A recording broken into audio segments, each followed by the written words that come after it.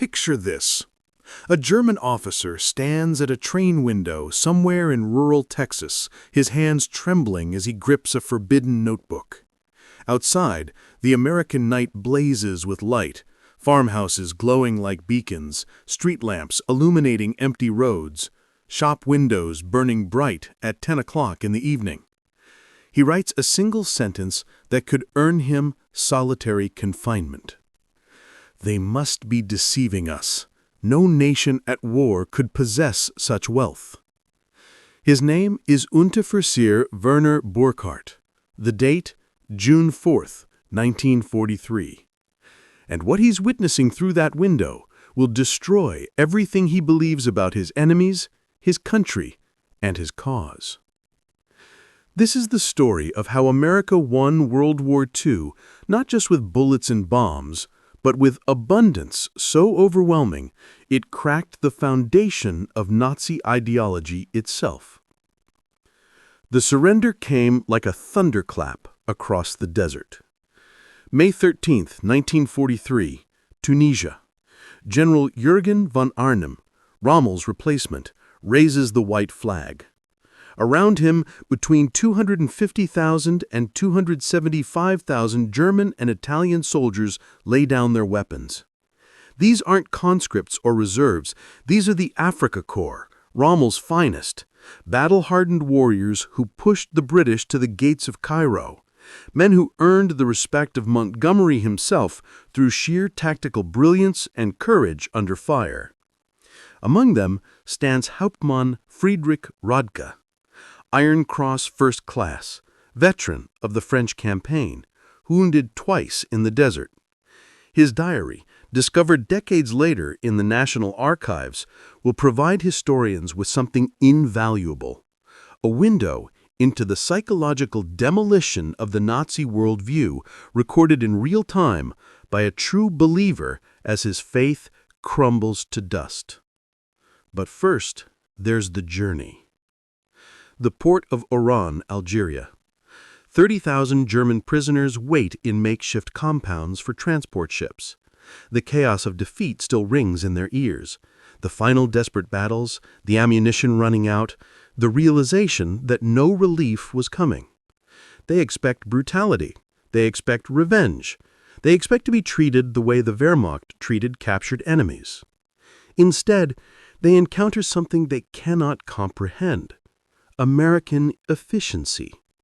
Thousands processed daily, ID cards photographed and systematically filed, medical examinations conducted with clinical precision, inoculations administered by trained staff, Geneva Convention rights explained in perfect German by American officers specifically trained for this moment. Every prisoner flows through the system like a factory production line, organized, methodical, relentless. But it's the food that delivers the first psychological blow. Oberfeldwebel Hans Müller, captured with the 21st Panzer Division, will write to his mother 8 months later. In the holding camp at Oran, while we waited for ships, the Americans fed us better than we had eaten in 6 months of desert warfare. White bread, real coffee, meat twice daily. We assumed it was propaganda, that they were trying to impress us before conditions worsened. We didn't understand this was simply their standard military ration. Standard. That word will haunt them. The Liberty ships waiting in Oran Harbor are themselves monuments to American industrial might, though the prisoners don't know this yet.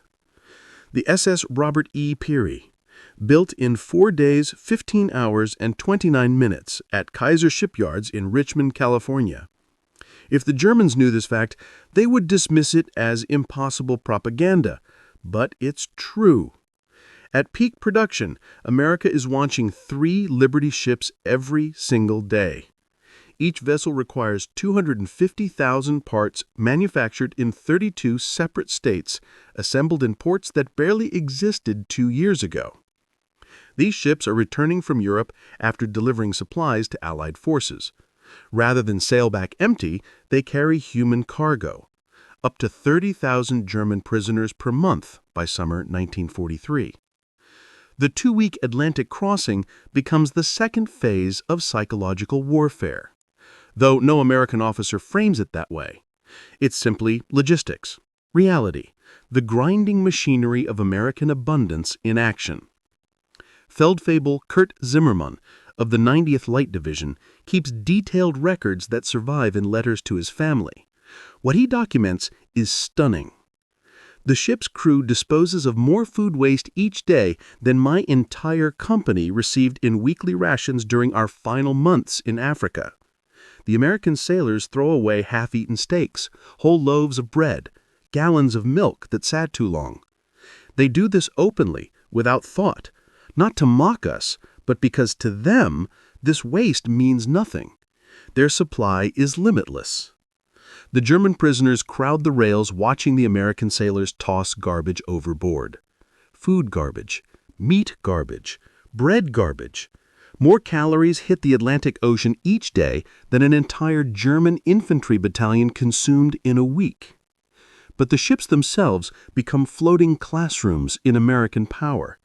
They learn from talkative guards, from overhead conversations, from simply observing that this Liberty ship is one of 2,710 being built during the war. Each engine was manufactured in one of 3 separate factories, each producing 900 horsepower cylinders, then assembled in ports that were empty fields in 1940. Lieutenant Colonel Wilhelm von Storben comes from Prussian aristocracy. His family has served in every German war since Frederick the Great. He watches the radar antenna rotating above the ship's bridge and writes in his hidden journal, "This technology, which we believed only we and perhaps the British possessed in limited quantities, is standard equipment on a cargo vessel." It was then I first suspected that Germany had already lost the war. August 2nd, Norfolk Naval Base, Virginia. The prisoners crowd the deck as America materializes through the morning haze. What they see defies everything they've been told about American weakness and industrial inadequacy. The naval base sprawls out across 4,300 acres. Its docks stretch for miles. Dozens of ships load and unload simultaneously, their cranes moving in synchronized rhythm like mechanical ballet. In a single day, this one port handles more tonnage than Hamburg, Germany's largest port, manages in an entire week. Gefreiter Johann Weber was a factory worker in the Ruhr before conscription. He counts 47 cargo ships in various stages of loading or unloading. He notes in his secret diary, "Each crane lifts loads that would require a dozen men and horses in Germany. They move with electric power, smoothly, continuously, without the coal smoke that chokes our industrial cities." The prisoners form columns for the march to waiting trains. Along the route, they pass parking lots filled with civilian automobiles, hundreds of them belonging to dock workers. In Germany, private automobile ownership remains a privilege of the wealthy and party elite. The Volkswagen, promised to the German people since 1934, remains a propaganda fantasy. Fewer than 1,000 were ever delivered to civilians. The people's car exists mainly in speeches and posters. Here, ordinary laborers drive to work in their own cars.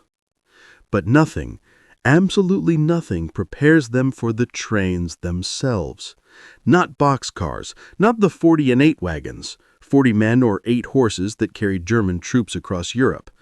These are full passenger coaches, Pullman cars with padded seats that convert to sleeping berths, dining cars with white tablecloths and actual silverware, observation cars with panoramic windows.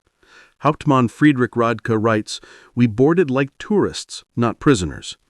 The American guards seemed almost embarrassed by the comfort.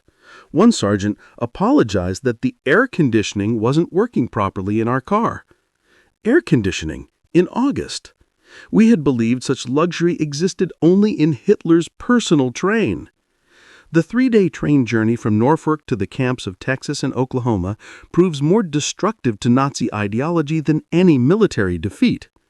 As the trains roll through Virginia, North Carolina, Tennessee, the prisoners press their faces against windows, witnessing an America that simply cannot exist, according to everything they had been told. Every small town blazes with electric light. Martinsville, Danville, Greensboro, communities that in Germany would be fortunate to have a single electric street lamp, display illuminated shop windows, electric signs, houses with lights burning in multiple rooms.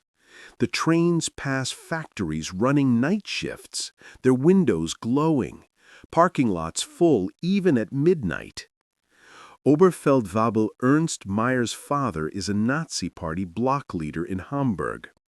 Ernst writes in a letter discovered in 1987, "We passed through dozens of cities that first night. Each one had more electricity than all of Hamburg. The guards told us this was normal, that every American town has had electricity since the 1920s. I called them a liar. He just shrugged and said we would see." In Roanoke, Virginia, the train stops for water and coal. The prisoners watch American railway workers perform in 30 minutes what would take 2 hours in Germany. Automated coal loaders, electric water pumps, mechanized lubrication systems. Every aspect of the operation demonstrates technological superiority that wasn't supposed to exist in a mongrel democracy. More disturbing, the casual wealth of the workers themselves.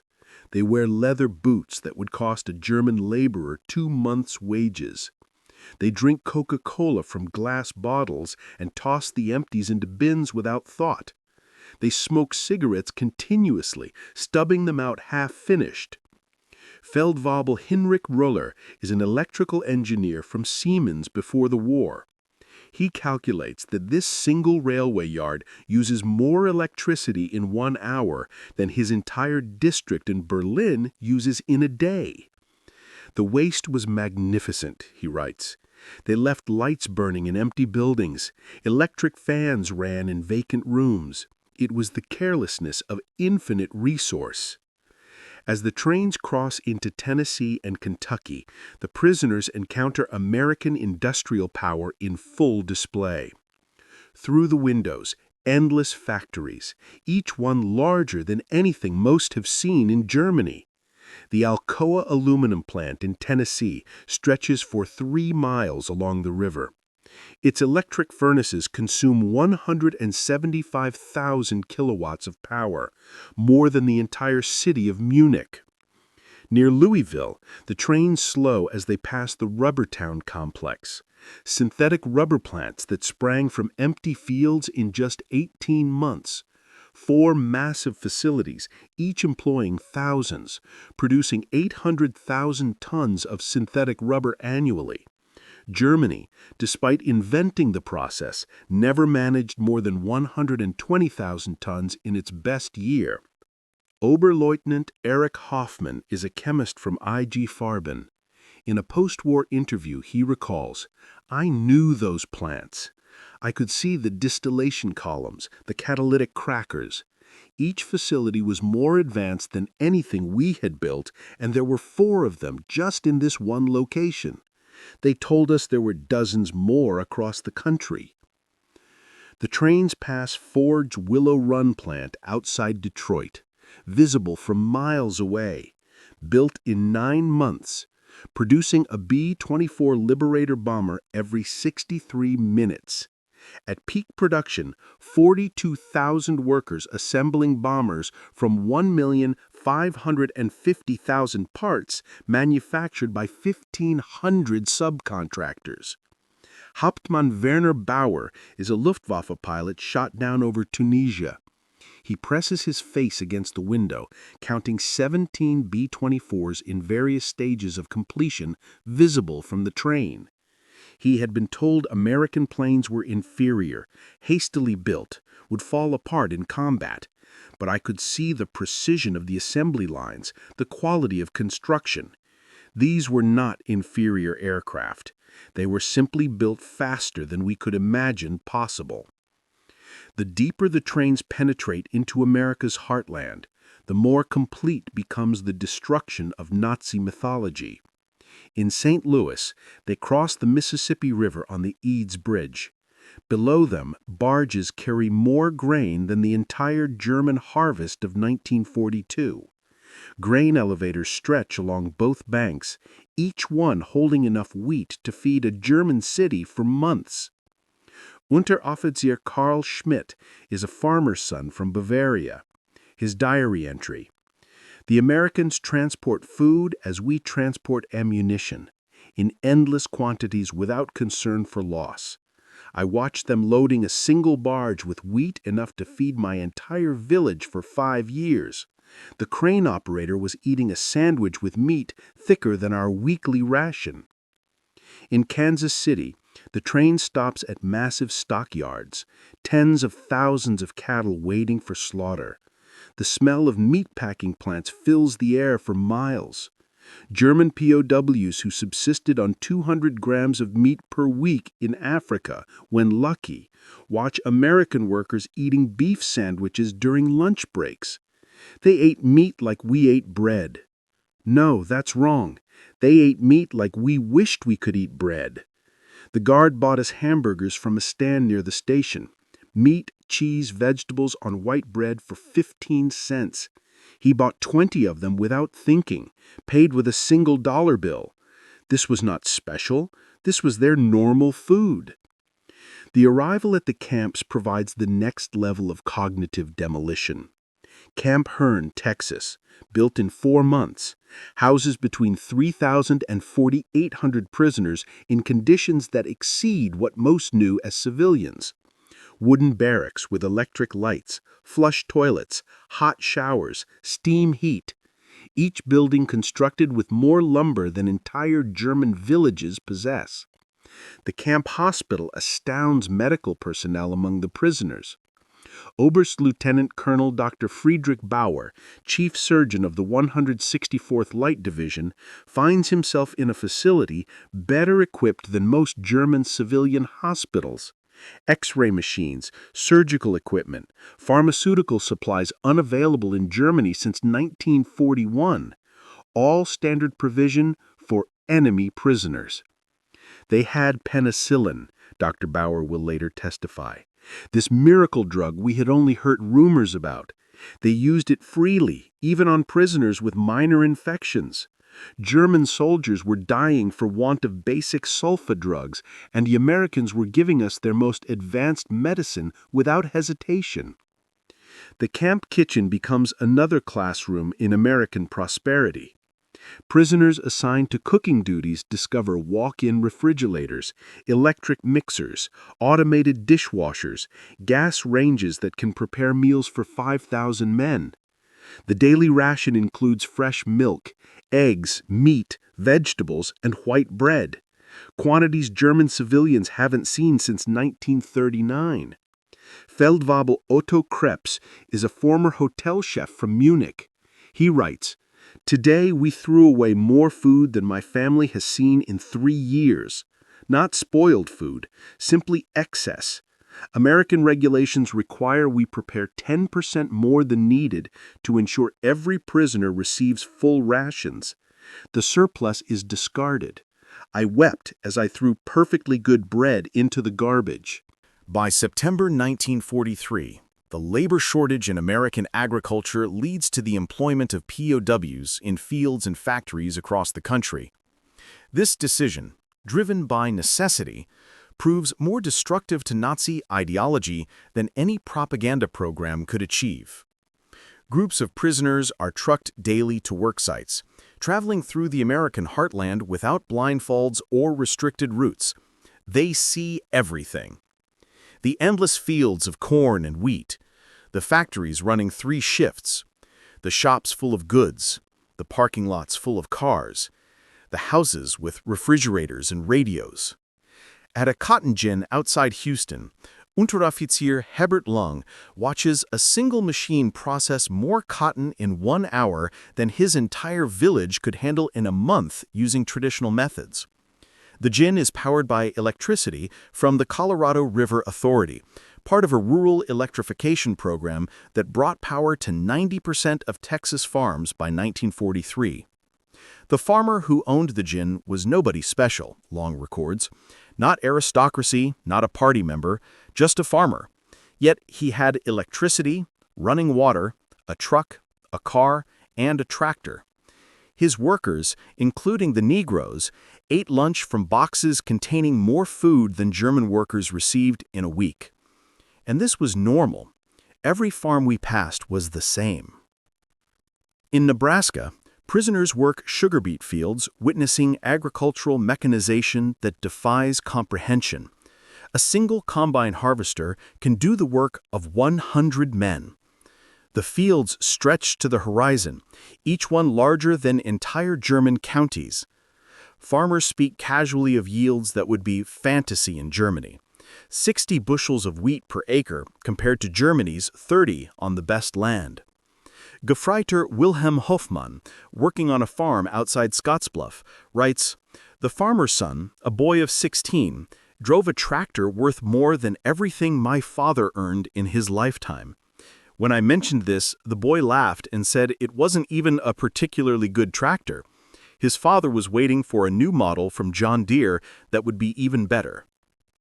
The most devastating revelations come to prisoners who work near American factories. At a Campbell soup factory in New Jersey, prisoners watch production lines process more tomatoes in a single day than most German factories handle in a month. The facility operates with a skeleton crew, women and elderly men, as most young workers are in the military, yet production exceeds peacetime levels. Stabsfeldwebel Ernst Wagner worked in a German food processing plant before the war. He documents the experience. Everything was automated.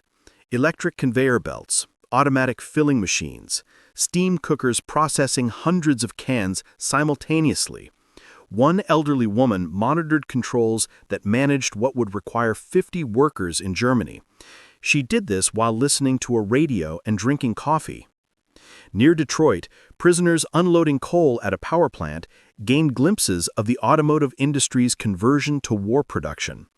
The River Rouge complex, visible across the water, employs 100,000 workers producing jeeps, aircraft engines, and tanks. The plant consumes 1.5 million kilowatts of electricity daily, more than the entire city of Hamburg. "We could see the parking lots," writes Oberfeldwebel Franz Kellner, "thousands of cars belonging to workers." Workers. In Germany, even our officers rarely owned cars. Here, factory workers drove to work. The guard told us many workers owned 2 cars, one for work, one for family use.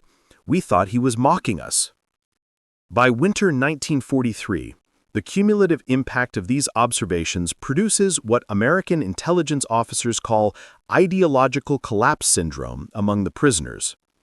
The Special Projects Division, the secret re-education program run by the Provost Marshal General's office, documents increasing numbers of prisoners requesting access to American newspapers, books, and educational materials. Major Paul Newland, a monitoring team member, reports in December 1943, "The prisoners no longer argue when shown production statistics. They have seen too much. The most fanatical Nazis have become quiet. They still maintain loyalty to Germany, but no longer speak of victory. Many openly question what they were told about America." Camp newspapers produced by prisoners themselves begin reflecting this transformation. Der Ruf, The Call, published at Fort Kearny, Rhode Island, gradually shifts from defiant nationalism to discussions of democracy, economic systems, and post-war reconstruction. Lieutenant Hermann Götz, captured with the 10th Panzer Division, writes in a letter that passes American censors, "We were told America was a mongrel nation, weak, divided, controlled by Jews, incapable of military prowess. Every day I am here, I see the opposite. This is the most organized, unified, and powerful nation on earth. We were told fairy tales by criminals." The most devastating blow to Nazi ideology comes from an unexpected source: the treatment of Italian prisoners after Italy's surrender in September 1943. Italian prisoners who agree to cooperate are formed into Italian service units, given better quarters, increased pay, more freedom. German prisoners watched their former allies working alongside Americans, eating in American restaurants, some even dating American women. Hauptmann Friedrich Schultz writes, "The Italians betrayed us, yet they are treated better than we treated them as allies. They work freely, earn money, send packages home. The Americans show them no hatred. This democracy we were taught to despise appears more honorable than our own system." Christmas 1943 provides the most profound psychological impact.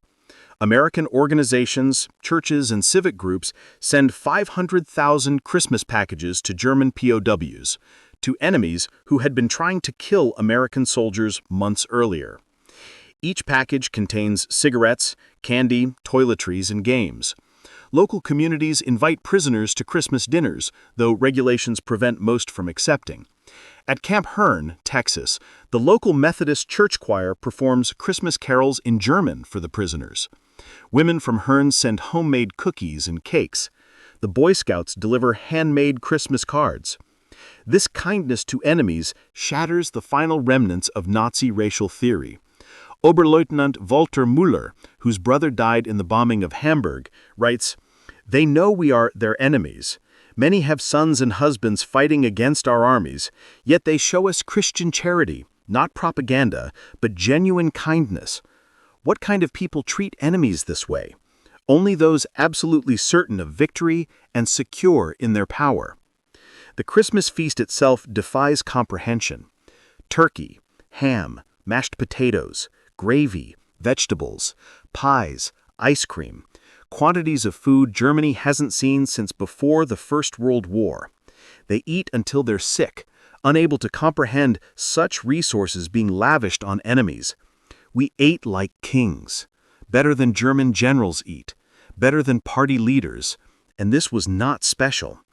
The guards told us this was a normal American Christmas dinner, that every American family was eating the same meal. If they can feed prisoners this way, what must their own soldiers eat?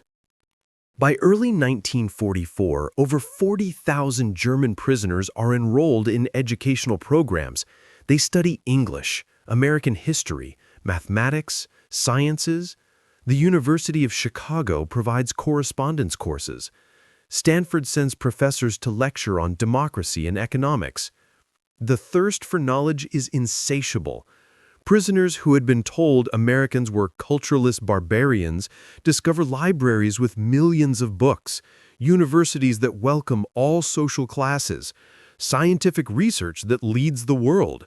They read American newspapers freely, comparing multiple viewpoints, something impossible in Nazi Germany. Hauptmann Dr. Wilhelm von Braun is a physicist conscripted from the Kaiser Wilhelm Institute. He attends lectures on atomic physics at Camp Shelby. Later he writes, "American professors, including Jewish refugees from Germany, taught us without hatred. They spoke of science as universal, belonging to all humanity. They were years ahead of German research, and they shared knowledge with enemies. This generosity of spirit was incomprehensible to minds shaped by Nazi ideology." The camp theaters show American films, not propaganda, regular Hollywood productions. Prisoners watch Gone with the Wind, seeing a depiction of American defeat and recovery that resonates with their own situation. They see The Grapes of Wrath, amazed that Americans would show such self-criticism to enemies. "They hide nothing," writes Lieutenant Joseph Kramer. "They show their problems, their failures, their conflicts. Yet this honesty makes them stronger, not weaker. In Germany, such criticism would mean death. Here it is considered patriotic." June 6, 1944. News of the Normandy invasion reaches the camps. German prisoners experience their final ideological collapse. The scale of the operation, 6,000 ships, 11,000 aircraft, 150,000 men in the first wave, demonstrates American organizational capacity beyond Nazi Germany's wildest dreams. Prisoners at Camp Shelby watch newsreels of the invasion within days. They see endless streams of ships, artificial harbors, supply systems delivering 15,000 tons daily across open beaches. They watched their homeland being crushed by the very nation they'd been told was too weak to fight. Oberst Friedrich von Tauben writes, "We knew then that everything was lost. Not just the war, but the entire Nazi project. We had challenged the world's greatest industrial power with fairy tales and racial mythology. We sent horses against their trucks, rifles against their automatic weapons, courage against their unlimited resources."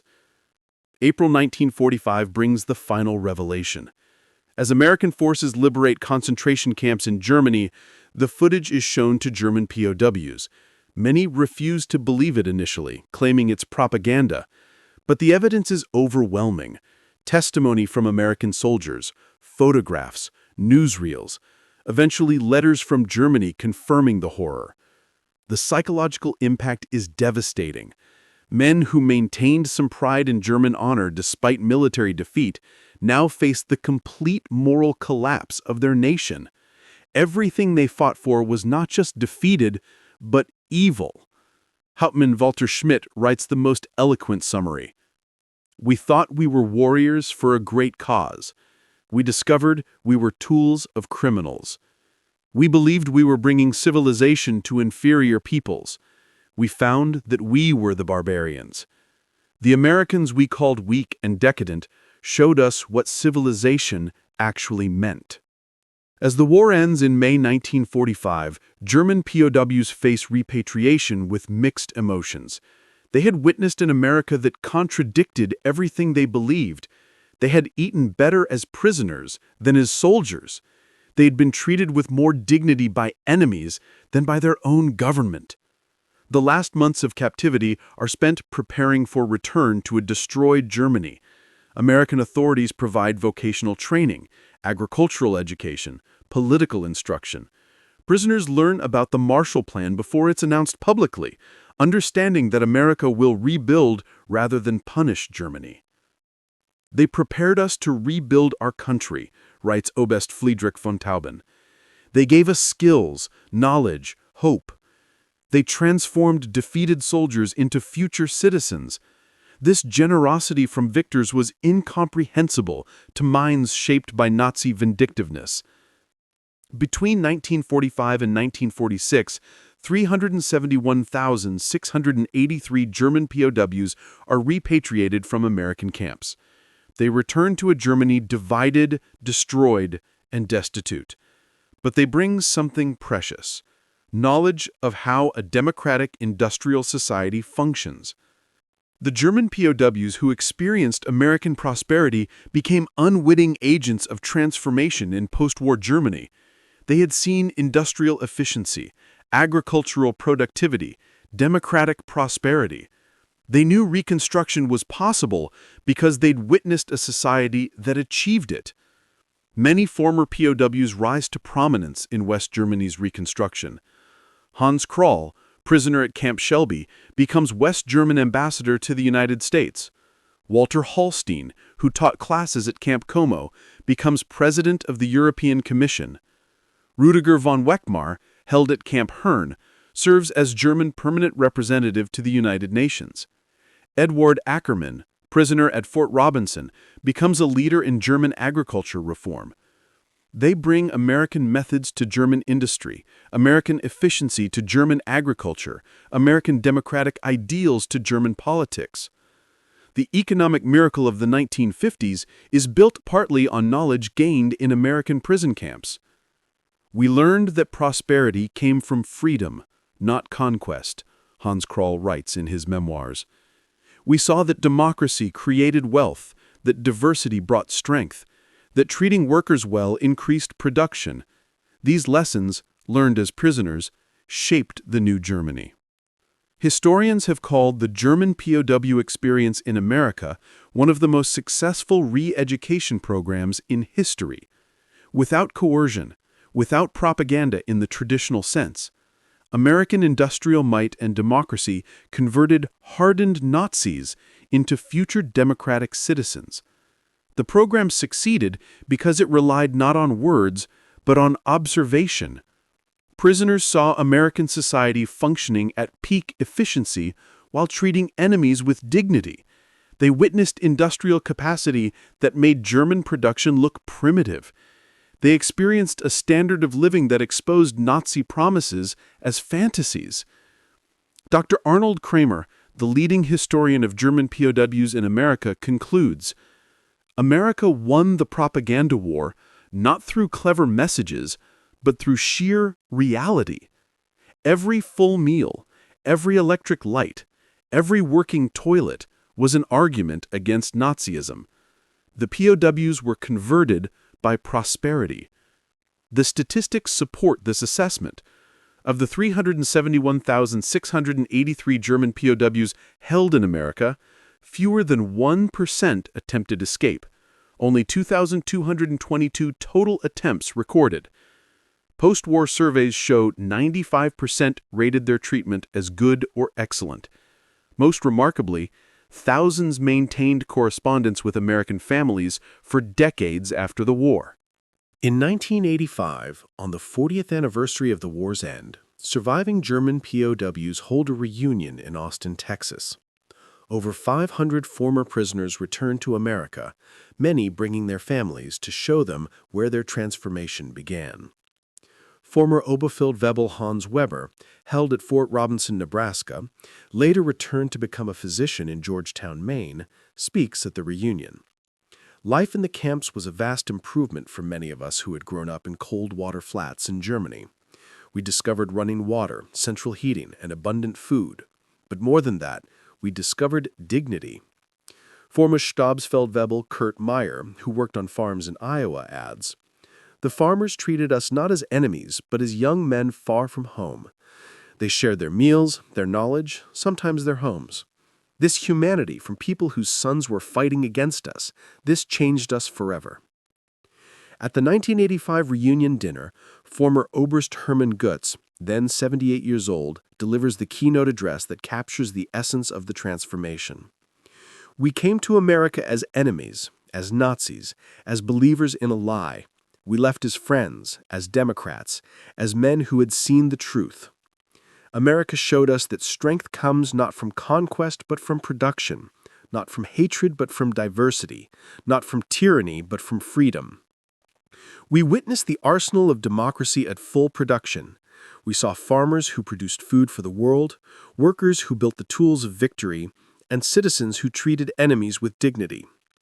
We learned that America's true weapon was not its bombs or tanks, but its inexhaustible capacity for creation and its unshakable confidence in human dignity. We returned to Germany with a mission to build a society that could create rather than destroy, that could prosper through peace rather than war. The Germany that rose from the ashes was built on lessons learned in American prison camps. We who came as conquerors left as students. Thank you, America. From your former enemies, now your friends. Thank you for showing us the way. The auditorium erupts in standing ovation, Americans and Germans together. Former enemies united in recognition of a transformation that seemed impossible when those first trains rolled into Texas in June 1943. The magnitude of the German POW experience in America can be measured in statistics that reveal both the scale and success of the enterprise. Camp infrastructure. Over 500 camps across 45 states, 175 main camps with 325 branch camps. Construction completed in average of 90 days per camp. Prisoner population. 371,683 German POWs, part of 425,871 total Axis POWs. Peak population in May 1945, averaged 30,000 new arrivals monthly after D-Day. Labor contribution. 14 million man-days of agricultural labor. 100 million board feet of lumber processed. $230 million in labor value 1940s dollars. Escape statistics. Only 2,222 escape attempts from over 371,000 prisoners, or 0.6%. 0 successful permanent escapes. No American civilians harmed by escaped POWs. Educational programs. 40,000 plus enrolled in educational courses. 135 camp newspapers published, 30,000 taking English classes, 15,000 in vocational training. Post-war impact. Approximately 5,000 former POWs immigrated to U.S. after war.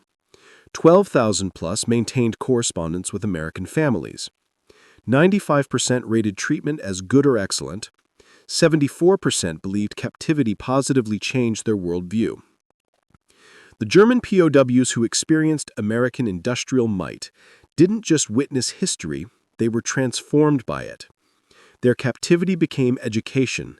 Their defeat became enlightenment. Their imprisonment became liberation from the ideological chains of Nazism. In the end, America's greatest victory was not on the battlefield, but in the prison camps, where overwhelming evidence of democratic prosperity accomplished what armies could not: the complete transformation of enemy minds. The POWs arrived believing in German superiority and American weakness. They left knowing the truth. American industrial might wasn't just overwhelming, it was incomprehensible to minds shaped by scarcity and tyranny. The trains that brought them into captivity in 1943 carried warriors of the Third Reich. The ships that returned them to Germany in 1946 carried architects of democracy. They had seen the future, and it worked. Their story stands as testament to a profound truth. The most powerful weapon in America's arsenal was not military might, but the simple, overwhelming evidence of a free society's capacity to create abundance. The German POWs were stunned by American industrial might, but ultimately they were converted by it. In their transformation lay the seeds of Europe's post-war redemption and the final defeat of the Nazi dream. They returned to Germany not as defeated enemies, but as witnesses to what free societies could achieve. The economic miracle that transformed West Germany in the 1950s was built on foundations laid in American prison camps, where enemy soldiers learned that prosperity came not from conquest, but from freedom. Not from racial superiority, but from human dignity. Not from totalitarian control, but from democratic cooperation. The German POWs arrived in America expecting to find a weak, divided nation on the verge of collapse. Instead, they discovered an industrial colossus of unlimited power and surprising humanity. They came as prisoners of war. They left as witnesses to the arsenal of democracy at its absolute peak. And they would never be the same.